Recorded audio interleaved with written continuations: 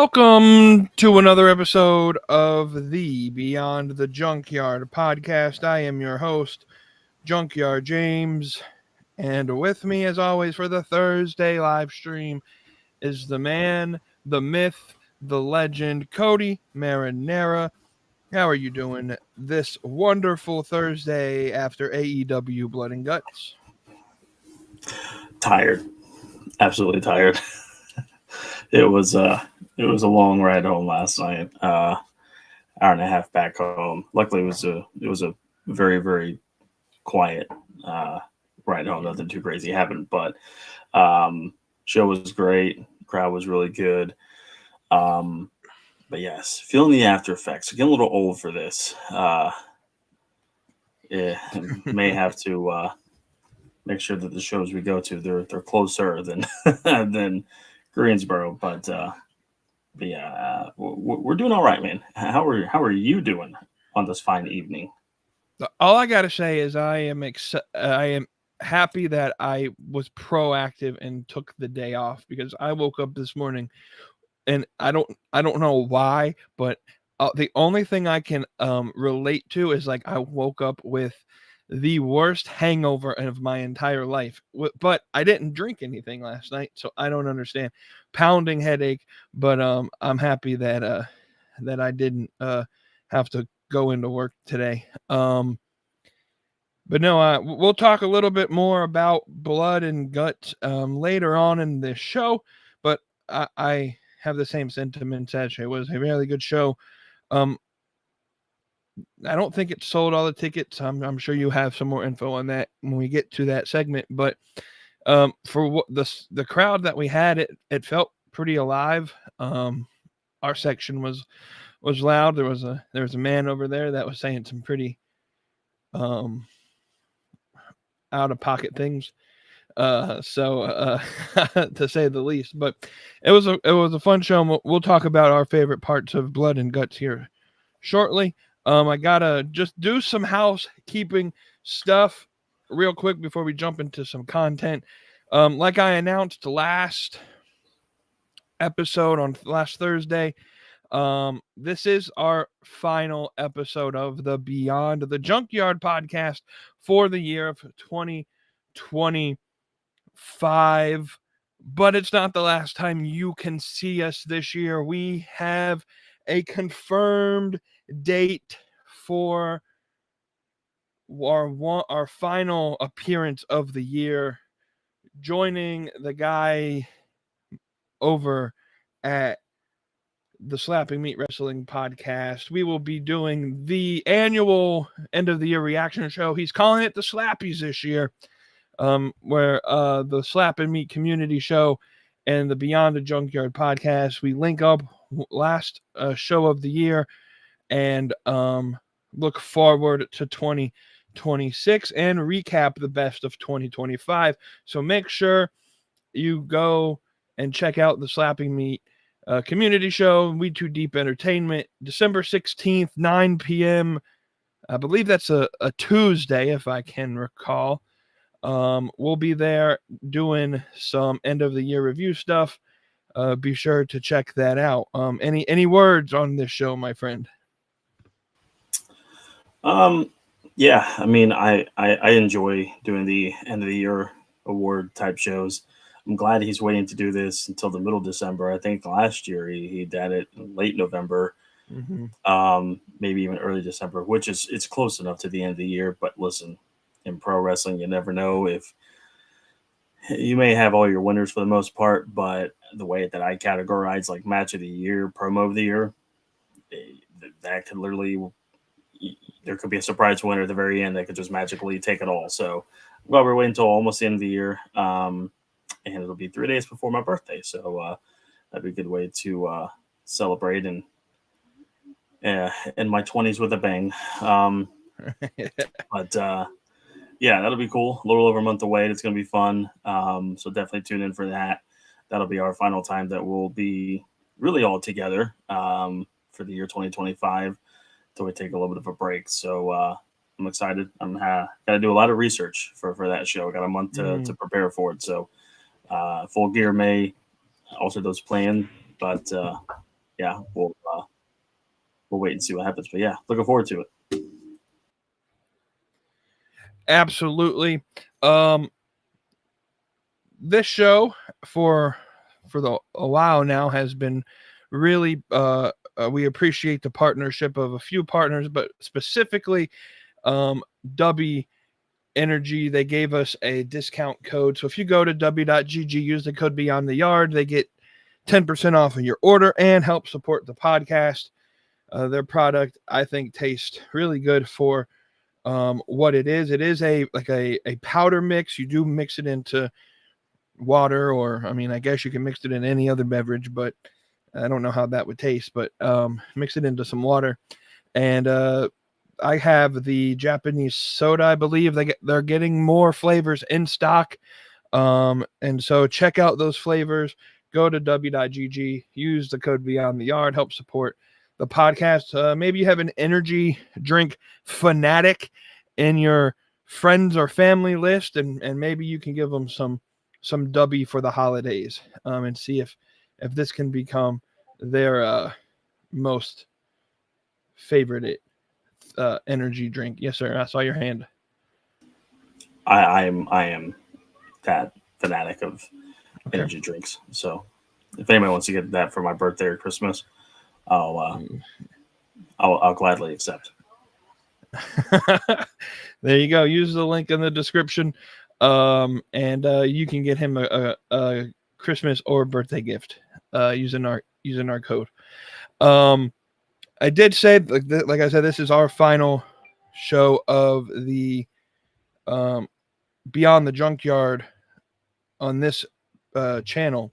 So I do want to make an announcement real quick before we jump into our actual stuff, that starting in 2026, I've been thinking about making a few changes to the content that gets shown on the Thursday live stream and the Saturday show. Nothing set in stone. I'll probably have some more communication with Cody on this to get everything set in stone. But the idea right now is the Thursday live stream starting in 2026 will be more interactive with the fans. Maybe more so like doing more interactive, like best of lists and things like that. And maybe not so much of the ranty kind of stuff every week. Trying to make it more interactive since it is a live stream and we do have a live audience, and we were trying to keep their attention. And I know sometimes people don't like listening to us rant all the time. So we'll figure out the segments, and then the Saturday show will be, because it's pre-recorded and it's just me, and you can listen if you want to listen to me bloviate about how WWE sucks. You can do that because I do that most every Saturday. So going forward, we'll have everything set in stone, and we're looking forward to 2026 and being one of our better years on this podcast.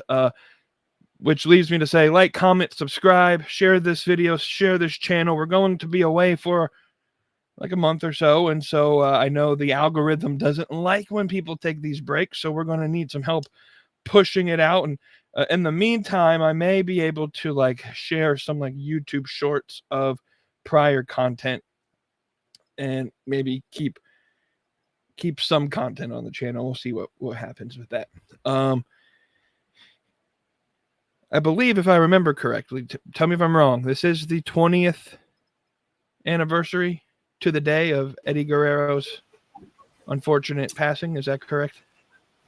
Yeah, it's kind of crazy how we do a live stream of a pretty, I would say, unfortunate but a monumental anniversary of the late great Eddie Guerrero's 20th year anniversary of his passing, November 13th, 2005. And I don't know if you, and apologies if kind of going a little bit off course here a little bit, but I don't know if you see the Players Tribune post and letter kind of that Rey Mysterio shared on social media today that he wrote kind of in remembrance and paying his tributes to Eddie Guerrero. Really well done, really well written. compares a lot of Dominic to Eddie, and there's a lot of like he talks like how Dom's mustache is like hideous looking, and it's like playing off of Eddie Guerrero's mustache from the early 2000s, and he puts like "No offense, Eddie," and then he goes off of how Dominic has the mullet that Eddie kind of used to wear or have as a haircut back in the late 90s, early 2000s, and Ray called it hideous and was like, "No offense, Eddie," and that part was pretty funny. Um, but yeah, one of the best, one of the greatest of all time. Um, I still to this day remember watching that Raw, the first televised show that WWE had after Eddie passed, and I think I cried like a baby for 3 hours straight. Maybe it was just a 2 hour show. I'm not sure, but that was a really tough watch. I remember my mom. She had was not even 10. I was almost 10, and my mom came home from work one day, or that Monday, and she was like, "Hey, I heard on the radio that some wrestler died." And my mom was not a wrestling fan at all. She really didn't like me watching it, didn't really understand it. But yeah, she was like, "I heard on the radio some wrestler died, and he had like a brother or something." Me being still 10 years old, I was still dove into the kayfabe part of it. So I was like, "Oh God, did Undertaker or Kane die?" That's immediately where my brain went to. And she was like, "No." I'm like, "Matt or Jeff Hardy?" And then she was like, "No." And I'm like, "Bubba Ray or Devon?" She went, "No." I'm like, "I don't know who is it." And I went online, and I think I went on nodq.com and saw that it was Eddie Guerrero that passed away. And she obviously, because she's not a big fan, she didn't know that obviously Eddie and Chavo were uncle and nephew. But yeah, that's how I learned about it, and then watched that Raw show, and just absolutely tragic. It was sad. The tributes were awesome. It may be one of my more memorable, and I don't want to say favorite episodes of Raw, but just an absolute memorable show. SmackDown that week was too, but sad day for the industry. But I think they did the best job possible to pay tribute to, like I said, one of the best wrestlers of all time. Yeah, no, absolutely. He's definitely I would agree, one of the best in the business. Probably one of my favorites growing up as well. And hey, you were in the crowd the night he won that 2004 Royal Rumble. So According to ESPN, yes. Oh yeah. Yeah, I don't really remember it like that, but alrighty, yeah, absolutely. let's jump into the scheduled content with some ticket talk sponsored by our friends at StubHub. You got the floor, my friend. Appreciate that, sir. Like you said, got to thank the sponsor for this segment, StubHub. If you guys are, of course, looking for tickets to the hottest events in town, StubHub has got you covered. You guys already know this. I've been spewing this for weeks on end. Whether it's a concert, sports game, that must-see Broadway show, wrestling shows like we went to last night, Blood and Gutted in Greensboro, StubHub is your one-stop shop for live event tickets. With millions of listings, you can easily find the best seats at the best prices. Plus, with StubHub's 100% buyer guarantee, you can shop with confidence knowing that your tickets are legit and they are ready for you to enjoy the experience. So why wait? Don't miss out on the action. Visit StubHub today and get your tickets to unforgettable moments. StubHub, the world's largest ticket marketplace. And you guys can, of course, use that link in the description for all your sports and live event ticketing needs. Um, Obviously, whatever you guys use those links, it helps contribute to the podcast. So we definitely appreciate that. Appreciate StubHub for being an affiliate and a sponsor of TikTalk. I don't have the most laid out in depth ticket coveraging of a bunch of shows today. Kind of in a little bit of a lull when it comes to that. There's a couple for sure we're going to talk about, but I haven't seen the final count for Blood and Guts as of even this afternoon. I just checked right before we went live. I still haven't seen a final count. Looking at the last update that came from Russell Tix about an hour and a half before the show, they are really close to the 5,000 mark. So I'm going to say that there was 5,000 at least 5,000 in attendance last night. Pretty much the lower level was pretty covered.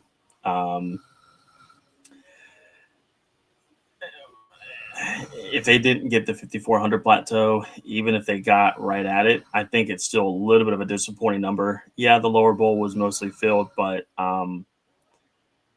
for being basically a pay-per-view on live TV, on free TV, I know it's a Wednesday night, but yeah, I'm sure AEW wishes there was a little bit more in attendance for Blood and Guts. They've usually averaged between 7,000 and 9,000 people, I think, for Blood and Guts. So I'm not really sure what caused the little bit of a drop in the ticket sales for Blood and Guts. Well, I can think of one thing.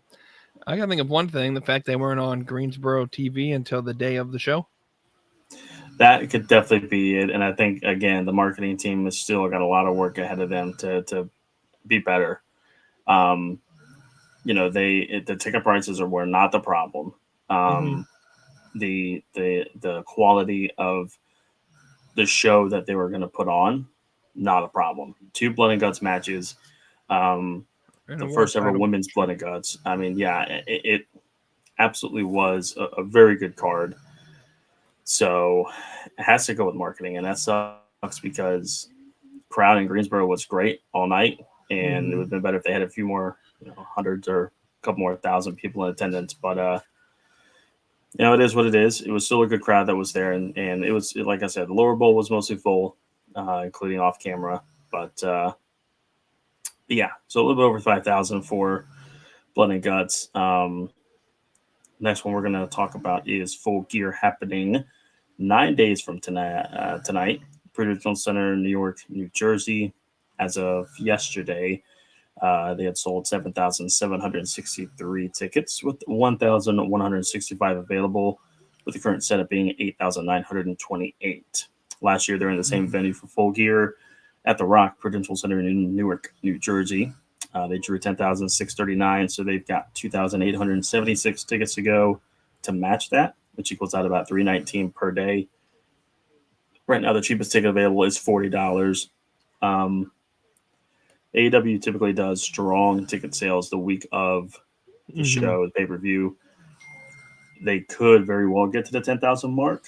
They may get a shy underneath it. It just really depends on how good the last week of ticket sales and maybe even the walk-up looks like day of the show, a couple days before the show. So hoping for at least 10,000. We'll see what happens in the next 9 days. Next one we're going to hit on is SmackDown, that is taking place tomorrow night, November 14th, at the MVP Arena. No, not Montel Vontavious Porter. The MVP Arena in Albany, New York. As of 2:30 today, they had sold 8,122 tickets, with 727 still available. Current setup being 8,849. The last time that they had a TV there was SmackDown back in May 31st of 2024. So about a year and a half since the last time they've been in Albany for a TV taping. And they only drew 7,747. So they're already plus 375 as of today. That's only going to go up. So outselling the last time they were in Albany, and I think partially that, even though the product is not very good, in my opinion, is the fact they haven't been there in a year and a half. When you're not there for so long, typically that's a good thing. People have the desire to go. So good on them. The cheapest ticket's $48.45, which actually it's a pretty good price for a WWE live event, especially a SmackDown right now. Tickets just went on sale today. It was a pre-sale for the SmackDown in Charlotte, happening February 6th of 2026. And the cheapest ticket was $73. And that's in the upper deck. So it's crazy how the pricing has fluctuated for sure. But the last thing I will mention tonight is WWE announced that they are returning to the United Center in Chicago. This will be for Elimination Chamber next year, happening on February the 28th of 2026. And WWE has put in the press releases that they're going to the largest arena in the United States, which is a fabrication. That's a lie. Unless they have redone, revamped, enhanced, expanded United Center. The Greensboro Coliseum is the largest arena in the United States. I think they both can hold up to 23,500, but Greensboro is set up for more from different aspects: ice hockey, concerts, um, basketball, things like that. So, whatever. Just thought that was interesting. Um, but I think that WWE did that because of the fact that AEW was in Greensboro last night, and that is the biggest claim that Greensboro is the biggest arena in the United States, and it is. But anyways, this will be the first PLE for WWE being held at the United Center in Chicago since SummerSlam 1994. So 21, almost 21 years later, they come back to, or well, almost 22 years later, they'll be coming back to the United Center to do a PLE. And funny enough, that SummerSlam show, that was the first ever show held inside of the United Center. So that was pretty cool. The last time WWE had any sort of event at this arena was a house show back in 2018. And this was a house show. This was like the Road to WrestleMania house shows. So this was the one right before WrestleMania 34. You want to know who was on that house card or house show card? John Cena and Bray Wyatt. John Cena was on the card. I don't know the entire match list. I just saw the two main ones. John Cena versus Roman Reigns was on match on that house show card, and Brock Lesnar versus Kane was on that card. Brock Lesnar doing a house show in general was crazy to me, but I thought that was interesting. But tickets go on sale next Thursday, November the 20th at 10 a.m. Central, so 11 Eastern. Pre-sale happened the day before, November 19th on a Wednesday at 10 a.m. Central, 11 Eastern. I don't really know what the holdup was for why WWE didn't really use United Center very much from 95 to 2017 and even now.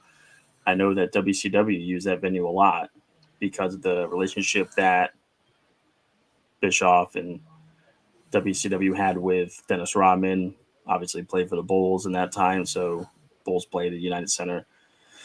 So I think naturally that correlation was there and allowed WCW to use United Center a lot. And I think WWE was good with using the Rosemont Horizon. I believe that's now called the Allstate Arena. Good sized venue too. Like the there's like three big arenas in Chicago with the Sears Center, the Now Arena, United Center, and the Allstate Arena. So they got three really good venues in that area. But I think WWE just had a history with the Rosemont Horizon, Allstate Arena, and they just started to use that, and didn't see a need to go back to United Center until now. Obviously, wherever Punk goes, the company goes to United Center. First it was UFC, and then AEW, now WWE. So interesting. But yeah, so that'll be interesting to see how I'm sure this event will sell out pretty quickly. Raw in Boston was a complete sellout, big crowd. Seen this last time in Boston. Obviously, his last match in DC in a month from today will be sellout, packed crowd. So some cool things happening, but that's all I got for TikTok, my friend. Sounds good. Looks like WWE. I saw a post earlier today saying that eventually WWE is going to be like the country club of pro wrestling, where only the rich have access. We'll see how that turns out. I mean, it seems like they're willing to drop their prices as they get closer to the show to fill out the arena. So we'll see how some of that goes into the end of the year and to next year. All right, let's move on to our mid-card meltdown, sponsored by RSS.com. For those who know, RSS.com is where we is our RSS feed that we upload this show to Apple and Spotify. If you use the link in our description, you yourself can have your own mid-card meltdown and upload it for everyone to hear. So go ahead and use that link in the description for rss.com. Choose what subscription you want to use, whether it's just a individual or personal account, you only want one podcast, or maybe you're a new business who wants to have multiple different podcasts. They have a subscription plan for you. They do the distribution for you. They can set all of the ad reads for you automatically. They partner with other companies to help you get sponsorship opportunities. So check it out at rss.com using the link in our description. For the last time this year, my friend, is there anything? Now, it doesn't have to be like me last week. It doesn't have to be in the wrestling vicinity. Maybe it's the fact that the Florida Panthers are beating the ever-living hell out of the Washington Capitals right now. But is there anything over the past week or so in wrestling or outside of wrestling that has just grinded your gears and just made you need to have a minute to melt down? This is your space. I hate sports. Hate it with a passion. I hate the years where all your teams are just fudge and garbage. Clemson football has not done very well for me this year. The Capitals have been absolutely a disaster right now. And let's not even talk about the Washington Commanders. The only positive news to come out in the last week, besides Clemson basketball being 3-0 and beating Florida State in football last Saturday, was the Commanders hired their architect to design for the new stadium in D.C. It's the same people who did AT&T Stadium, Globe Life Field. Let's see who else. SoFi Stadium. So some pretty cool venues. So we'll see how they do with this one. Can't wait for that to get built, and can't wait to see the renderings of it. And that might be the only good thing we can talk about until next season, because there's nothing good to talk about. I feel bad for anybody who flew over to Spain to watch this Spain team play. Y'all need to get drunk as hell. Yeah, drink a lot of sangrias on Sunday and then sleep it off the next day. But I do have a little bit of a gripe when it comes to the wrestling side of things. I talked a little bit about it with the whole attendance for last night. I'm just frustrated with the fact that they had it was a great show. It really was. And to have hopefully right at 5,400, if not more, just kind of grinds my gears a little bit. Marketing team, man, we've said this for 2, maybe 3 years now. You got to step your game up, man. Yeah. Put some of that stuff in the marketing budget for your shows. Anyways, the biggest thing I was going to talk about is because you had asked me last night before the show what I thought about Cena winning the Intercontinental title, and I said I was going to save that for tonight.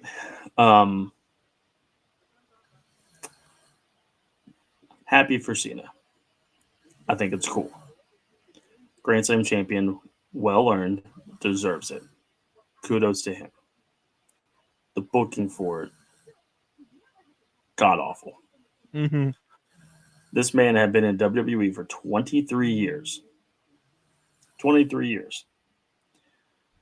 And we wait until a month before he retires, 4 weeks before he retires, to figure out 28 days before he retires.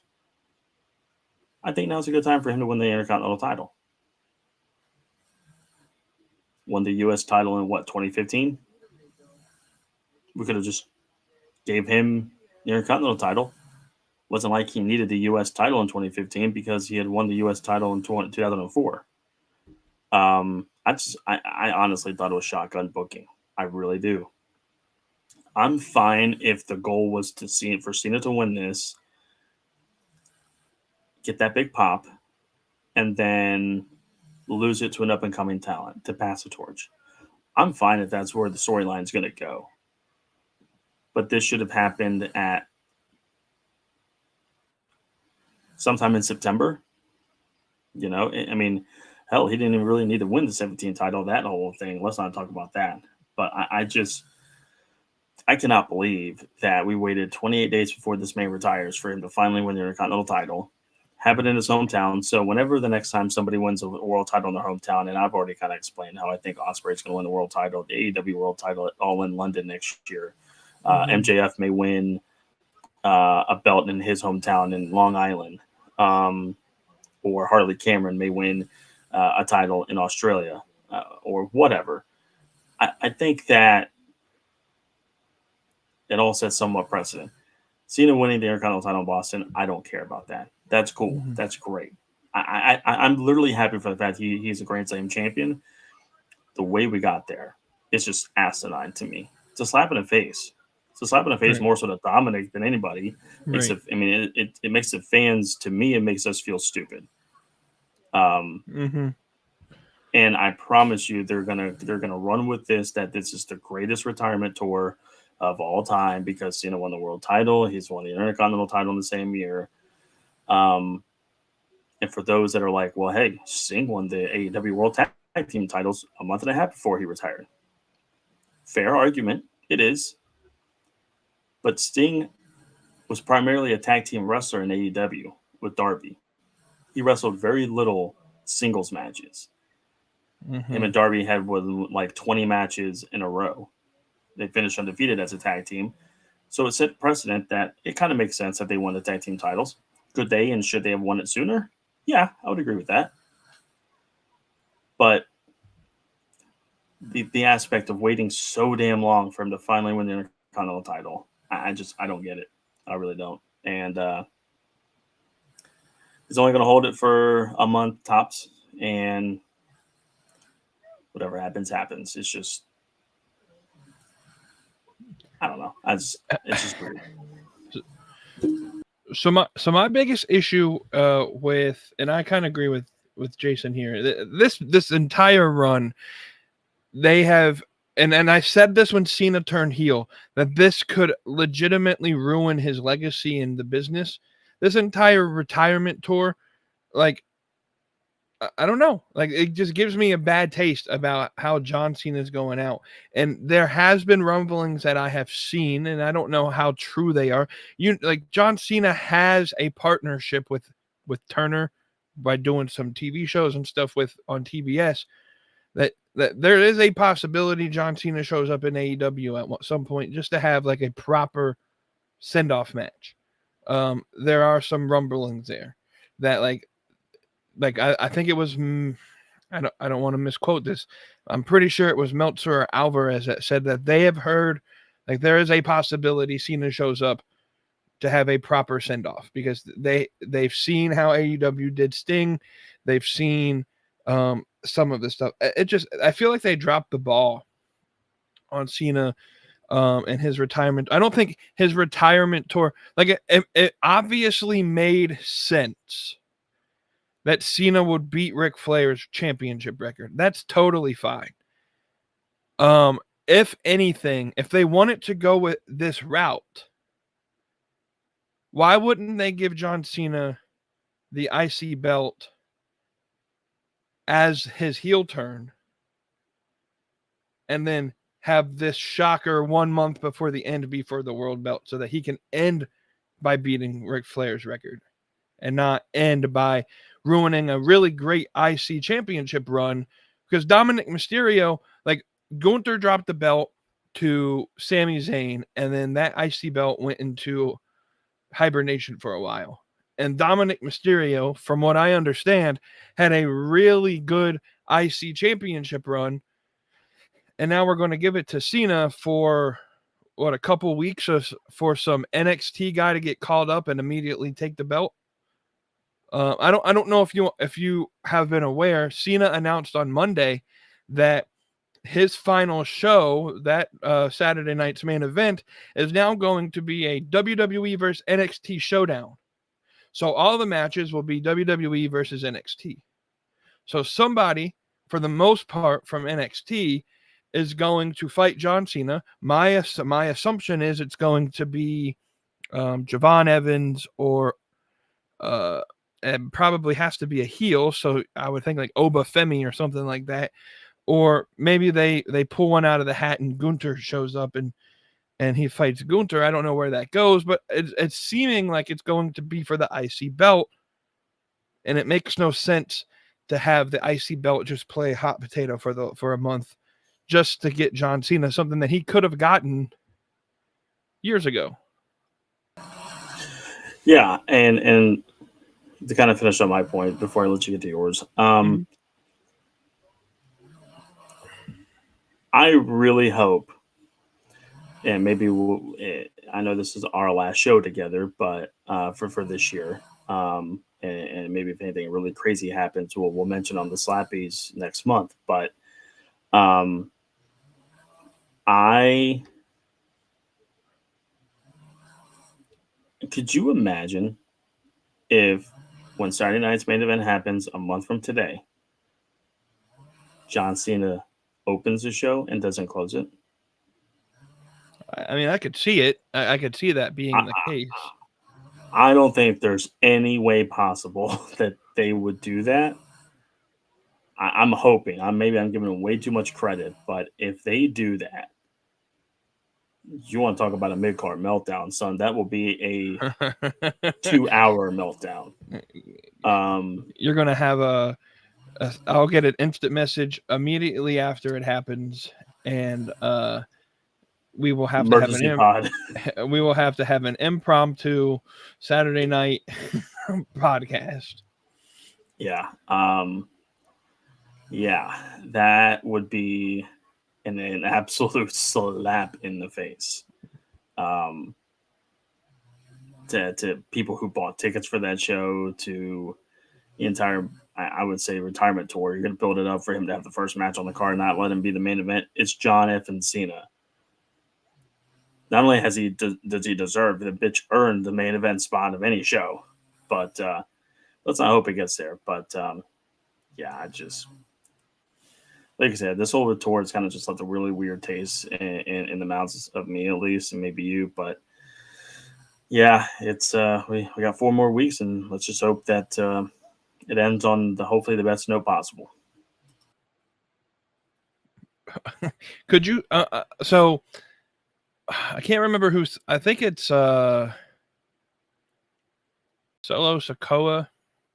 He's in that tournament. He's fighting the mystery opponent, I believe. He put on social media the other day that whoever he's fighting needs to quote just bring it. Is this just a way for Rock to get the final match with Cena? I mean, for the Intercontinental title. For the Intercontinental title. Boy,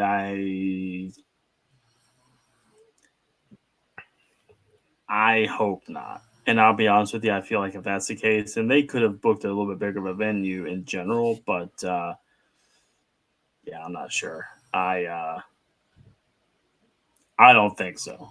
Now, if I'm not mistaken, Cena has said, or they made this tournament to be like anybody could come in, even people who aren't on WWE's roster, which either could be indie wrestler, could be somebody from TNA. I don't know, but do we think it's a possibility that that's the mystery opponent, or is it Swerve? I've learned with WWE not to expect anything when they say we have a mystery opponent. It's usually like Hornswoggle or something like that. So we'll see, I guess. I'm not going to watch SmackDown on Friday. You can watch your favorite college football team play football on this Friday night, by the way. They play on 7 o'clock Friday night.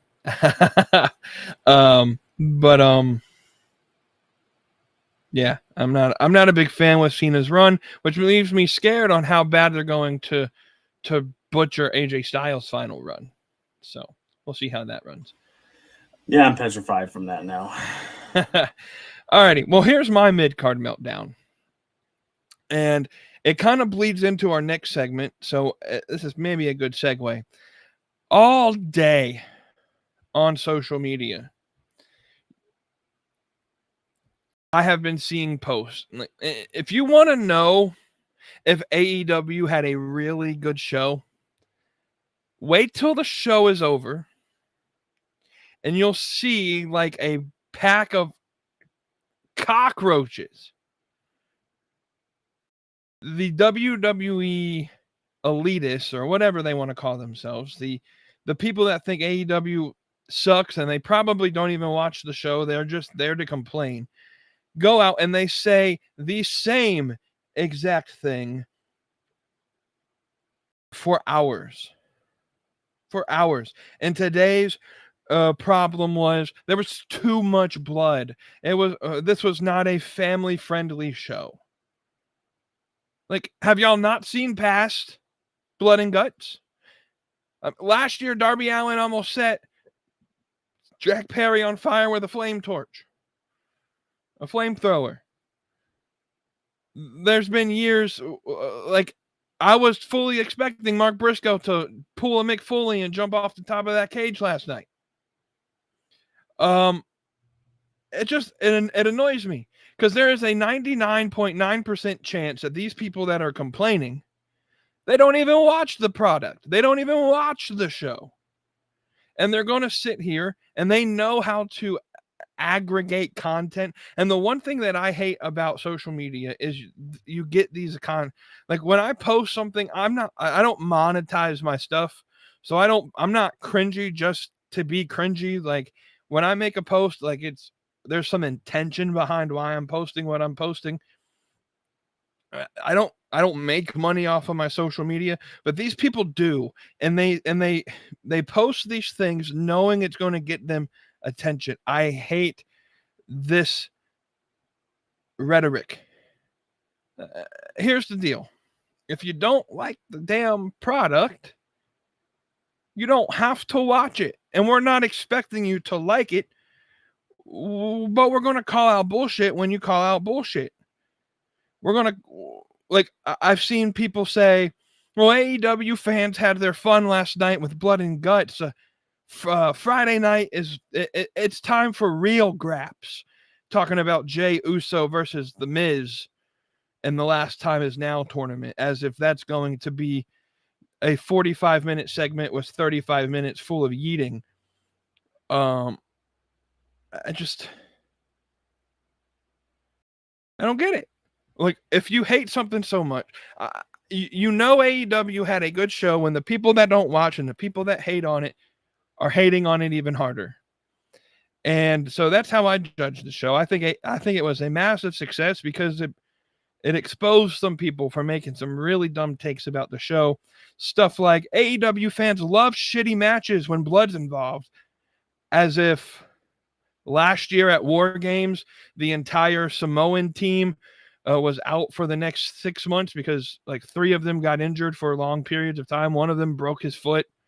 We're going to see the same thing with War Games just in a few months. And these same people are going to be the ones applauding War Games. It's the same match, just a different name and a little bit dumbed down a little bit. But you're still going to get your bloody wrestlers in your spots. And instead of glass and thumbtacks, you might get like Legos and I don't know, Pop Rocks or something. I don't know. It just annoys me because, one, I don't have the time or the desire to go on social media and shit talk of something I don't like. That's exhausting. That takes a lot of time to make a post about something you don't like. Like, half the time, I don't have time to post on social media about stuff that I do like. Nonetheless, the stuff that I don't like. So no, that just grinded my gears this morning, just waking up, seeing just post after post after post of people just shit talking a product that they were never going to like in the first place. So, yeah.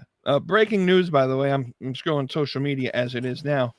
WWE has officially signed Joe Hendry to a WWE contract. I mean, I think he was already under one anyways, but I understand that he was a TNA person, but still. I think we all pretty much know that. Yeah, that was true. he's John Cena's last opponent, maybe. Just kidding. Boy, that'd be something.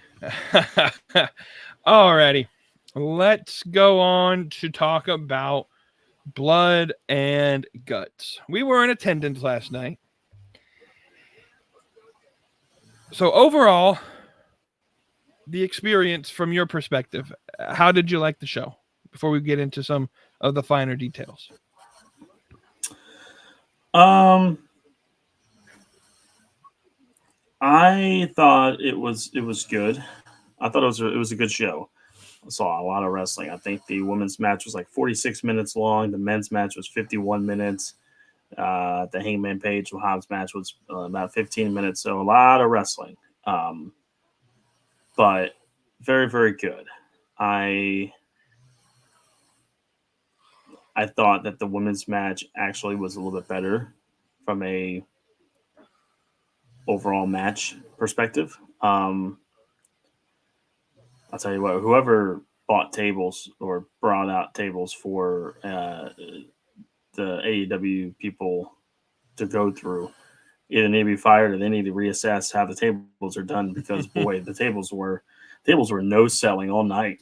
That was wild. But no, I enjoyed the show top to bottom. I thought it was very good.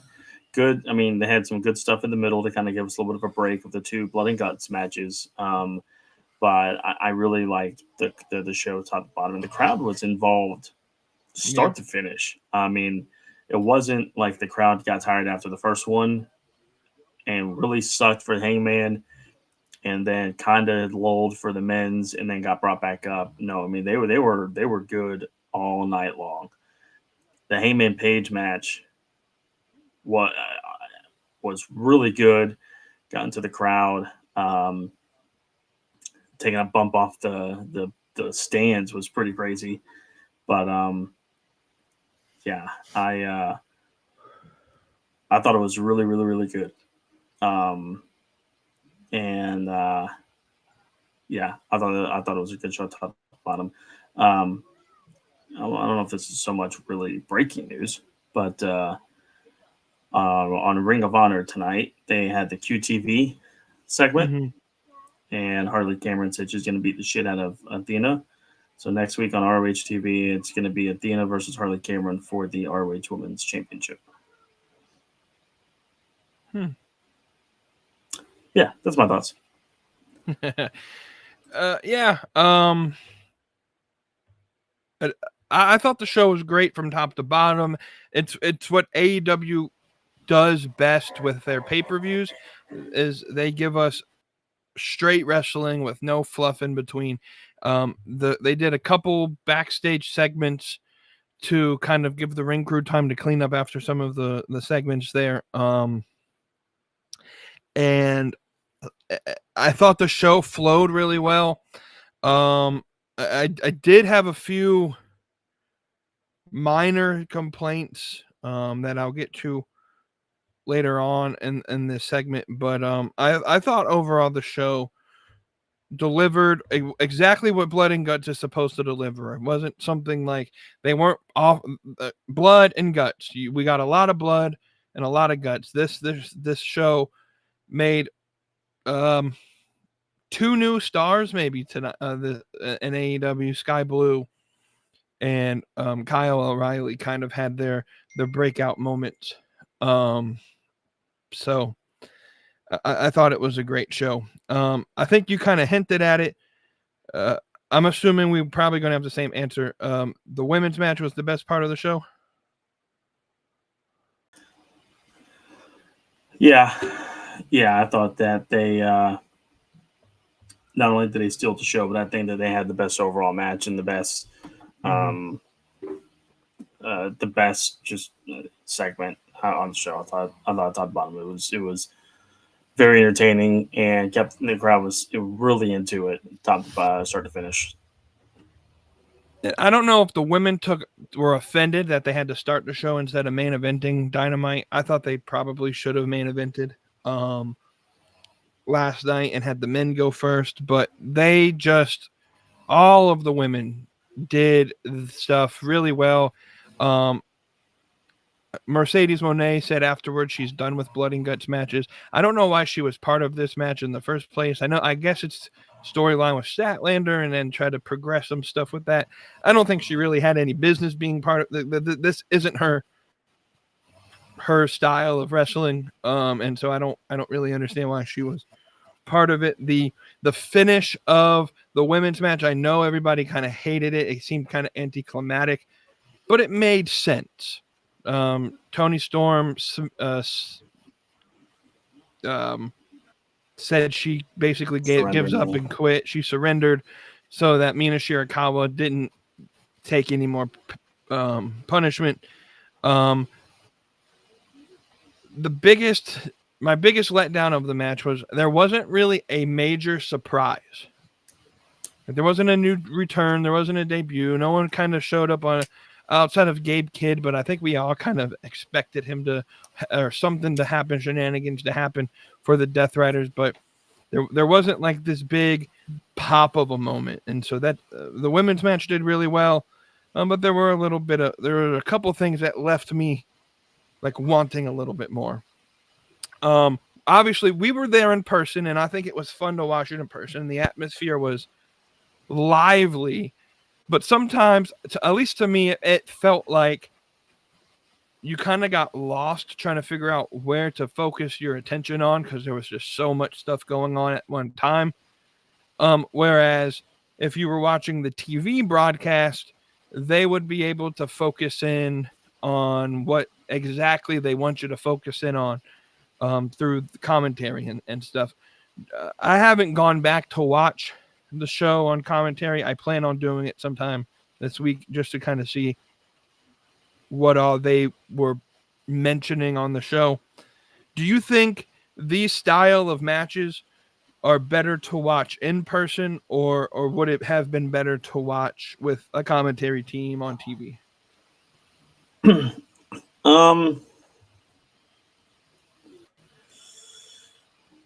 It's tough to say, to be honest with you. I think it's easier to watch for sure on TV. You brought up a good point with that, and I was listening to Jeff Jarrett's podcast on Monday before Blood and Guts, but even he made the mention of you get two different viewing experiences from watching on TV versus being in person. Like you said, being in person, you've got this big silver object that's taking up some of your peripheral of watching, but also a lot to focus on, a lot to go back and forth on. Whereas TV, you're just focused on what the camera's showing, and the camera's going to maybe cut back a couple times, but they're going to show you the most action-packed thing of what's going on, the most important things going on in the match. So you're really not missing anything, or at least missing anything really important or valuable. Whereas in person, if you're on top of the cage, I'm looking on top of the cage. Okay, I'm still looking in the ring. I got to look at the other ring. Is there anybody outside? Women's match, same thing. Marina and Statlander outside. Statlander, Mercedes are on the other side outside. Julia Hart and Tekla climbed out the sides of the cage. There's still action inside the ring. A lot going on. So it's just focusing more from an in-person viewing perspective. I think I may prefer TV just for the fact that I don't have to worry about my eyes going in 15 directions to follow any action. But it's cool to watch that in person. It's cool to be able to have that viewing experience and kind of see the spots as they happen, as they take place, and get a feel for what goes on throughout those kind of matches. Yeah, I tend to agree with you. I think it's fun to do it once, like to go to a Blood and Guts and watch those style of matches like once. Like maybe if you were on the floor and you had a closer viewing experience, it may have been a little bit better. But I think the TV, just because maybe this is just me, commentary leads me to understand more of what's going on, because sometimes there's some spots that take place that you're like, I don't get why, like Harley climbed halfway up the cage and then just went back down. Some of those things I think commentary can give you a better understanding for that you may not have that ability to watching it. But it is cool to see it at least once in person. But I'm especially with this style of wrestling, it's probably better with commentary on TV. And then the last part of Blood and Guts. If you were booking the show, what was there anything that you would have done differently? With women's match or just in general? Just in general. Um,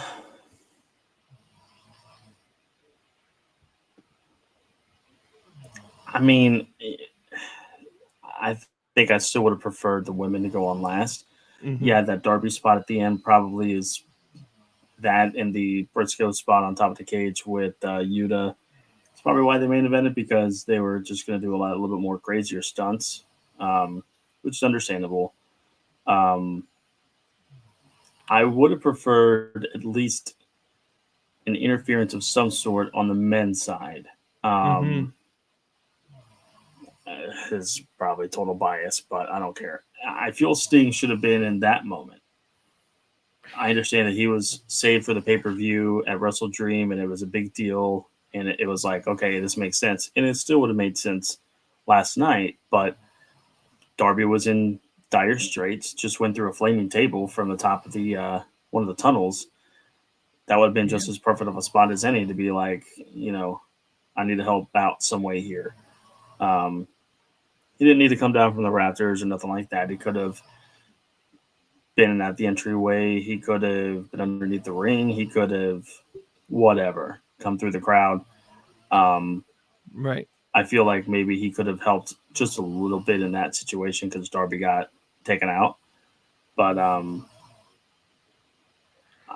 honestly, I really don't think there's anything else I would have changed. I mean, they had a few different segments happen to get this refreshed and to get our attention onto other things that were still happening and intrigued us to watch for next week. So I think it was all.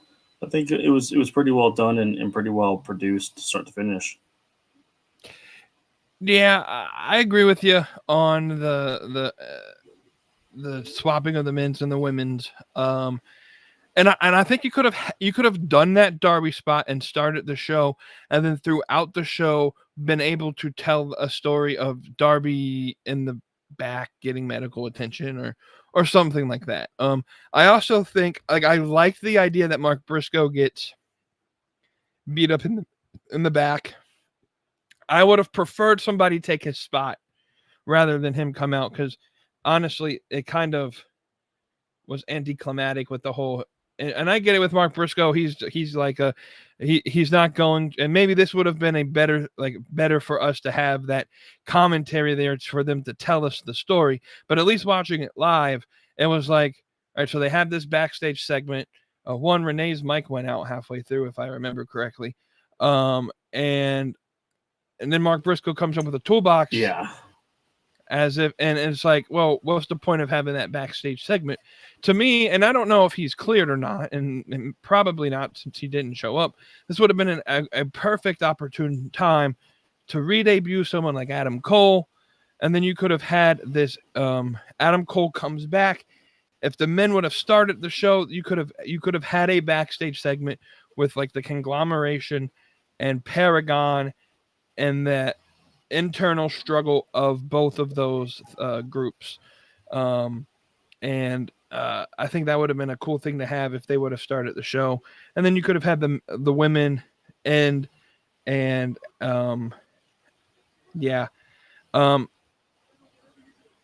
don't know, because the women went first and the heels won.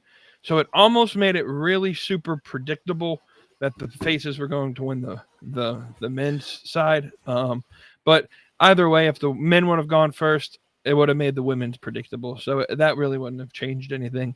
Overall, it was a good show. Like, these are micro things that I'm pointing out because they really did a good job with the show. I liked the whole segment with Samoa Joe coming out at the end of the Hangman match, setting up that steel cage match. Brodito making the save. The only change I would have made there, that would have been a great time for Cope and Christian to show up. Again, I don't know. I think Copeland's still doing some TV stuff. so he's probably not cleared to come back yet. Sean Ross Sapp said MJF is due to come back soon, so I don't know when he's coming back. Probably at the pay-per-view, but an interference at some time. That's what I think is what's leading to happen is we're going to get some returns at the pay-per-view. Cope and Christian are probably going to be one, and I think because obviously FTR is fighting for the tag titles at Full Gear, that we still needed to build that match and make it more presentable and really give FTR some rubbing heat and Borodito to be more of even more better faces, get the crowd more behind them, and so it sets up their match better. And I think we get Cope and Christian after Full Gear or at Full Gear. And I can definitely see MJF, especially with it being close to his hometown in New York, shows in New Jersey, so it's not too far away. I think we'll see him appear after the Hangman Joe match, and he may cash in his or not cash in, but he may announce he's fighting Hangman Page at World's End a month early, and we get that immediate build for that match at World's End. We could be nothing, could be just MJF coming out, beating up Hangman, and then we get more of that for the Dynamite next week, or the Wednesday after Full Gear. Yeah, I can see all three of those guys, Cope, Christian, and MJF returning. I can see just two. I can see just MJF. But yeah, I think we're definitely setting up to get some a return or returns at the pay-per-view for sure. Alrighty. And we're going to end the show kind of on a fun note, just kind of fantasy booking a little bit. Like we said, this is our final show of the year. So we're going, and we'll do this again, and our answers may change at the Slappy show that we do in December. We typically kind of do something of the same. But as it stands currently, November 13th, 2025, are there like this year of 2025, we've like Harley Cameron really made her name in the business, and there's been other men and women that have really had a breakthrough year in 2025. Are there any wrestlers in 2026 that you maybe expect to have similar style breakout moments and put themselves in a better position in their career for 2026? We're talking WWE, all the above. In general, you could give me some like super local indie wrestler if you want. I'm not that into it, to be honest. I think Megan Bayne definitely takes that bigger step forward, and I think becomes a dominant heel. 2026, wins the world title. I could see Athena dethroning Mercedes. I can see.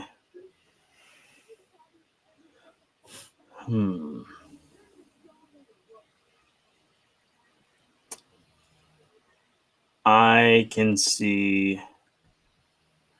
see Braun Breaker being a world champion next year in WWE for sure. Then maybe some of the obvious ones, but I think that those three people are really primed to take bigger steps. I think Fletcher has established himself as a main event guy. I don't think he'll get into quite a world title scene yet next year, but I think he's well on his way for that. I think we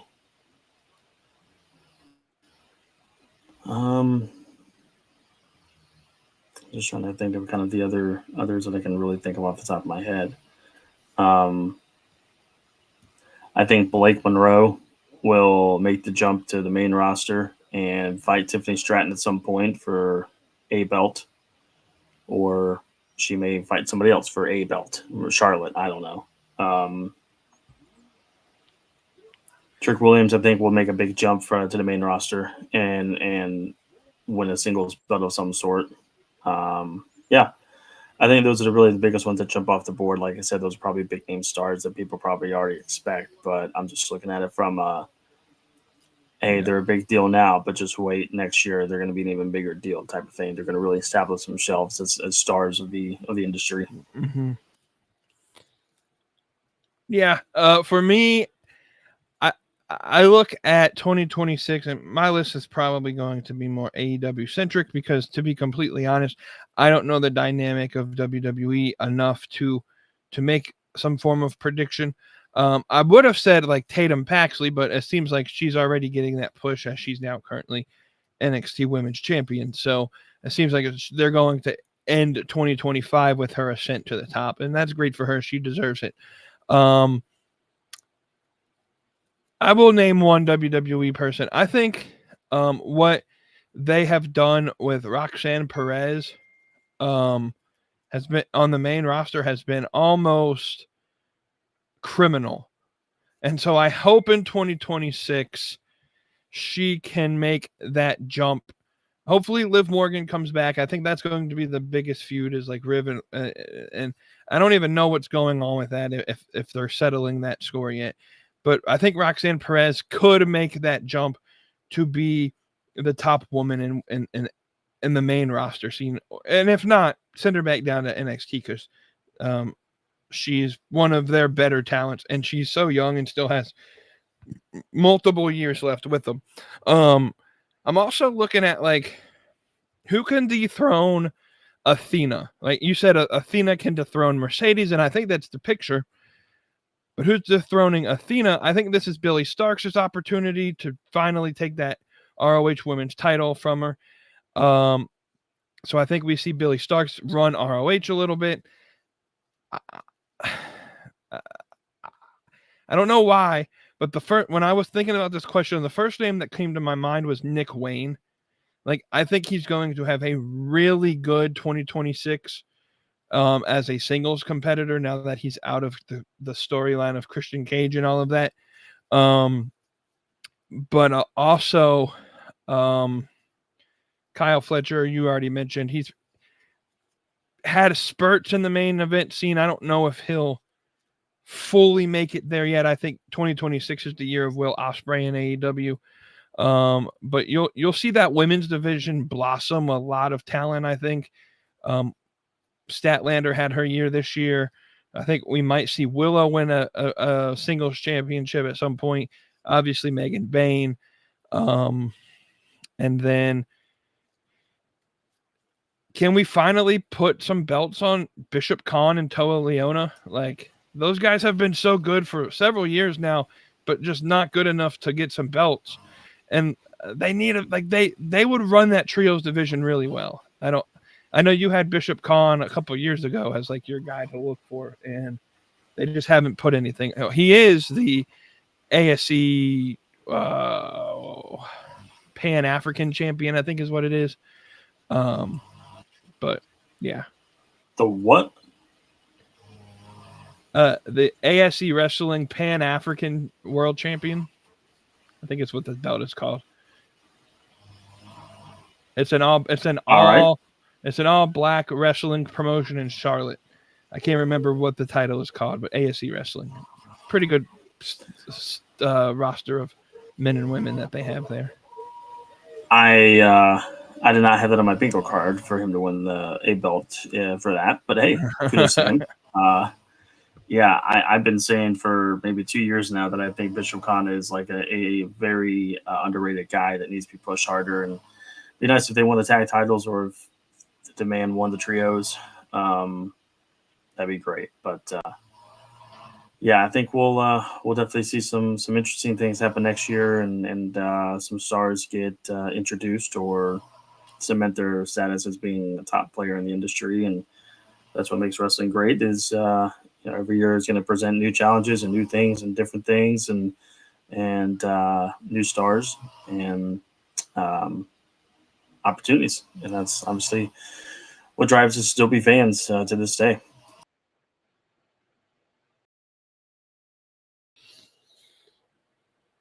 Yeah. Sorry, I was looking at this just to show you what I was saying here. Bishop Khan and Calvin Tankman.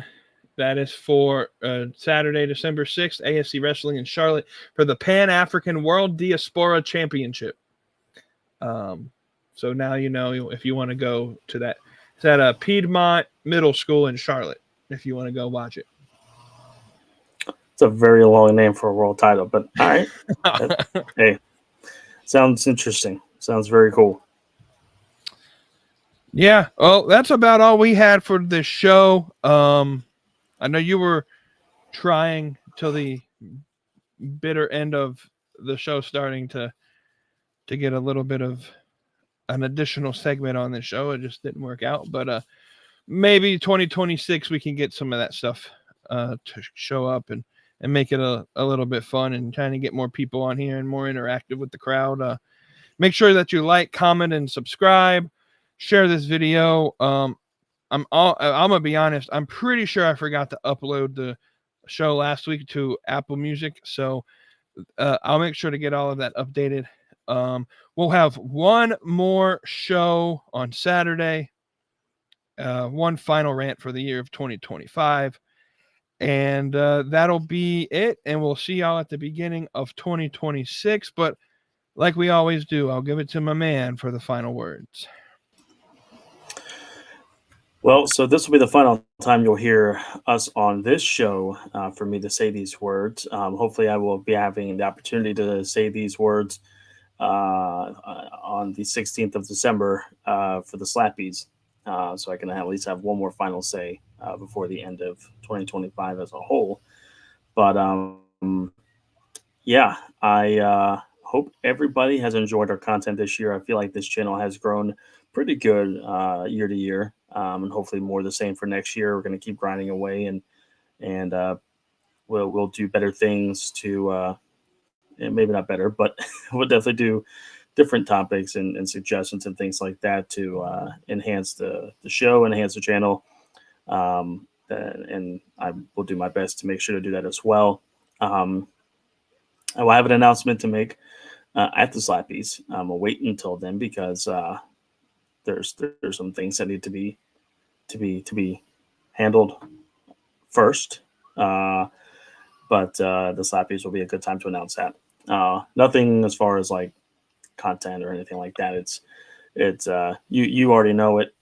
Some of the other people, especially a person in the comment section, knows about it. Don't spoil anything. Since you two know it, because certain people don't, and they will not know for another month. But they will know a month from today. And so the Slappies are 3 days after that. So I'll be able to truly announce that. But that'd be cool to do that. But anyways, until then, for this channel, for this show, not for the channel, you'll do yours on Saturday, but for this show, this will be the end for us in 2025. And I hope everybody has a happy Thanksgiving, Merry Christmas, Happy Kwanzaa, Happy Hanukkah, Happy Holidays, whatever you celebrate. I hope everybody enjoys it. I hope everybody, as we get into the cooler weather, you make your biggest pot of whatever you like. So that way, when you have the leftovers, you can just freeze it. And then when you're craving it, you can just bring it back out, reheat it, and you got more to share and spread the wealth. Holidays are all about sharing, because sharing is caring. So my suggestion to everybody is you get the most sauciest sauce you can think of. Add your flavors, add your spices, add your mixes. Get whatever you want to put it in and serve it on a big old nice plate. Share it with the family, share it with your friends. And what you got to do today, tomorrow, this weekend, next weekend, the holiday season, into the new year, is to stay saucy, friends. And we will see you guys in 2026. Got some breaking news before we go off air. Oh, hey now. Tonight on TNA, breaking news, Frankie Kazarian is the new TNA champion. Have a good night. We'll see y'all in 2026. Stay saucy. Beyond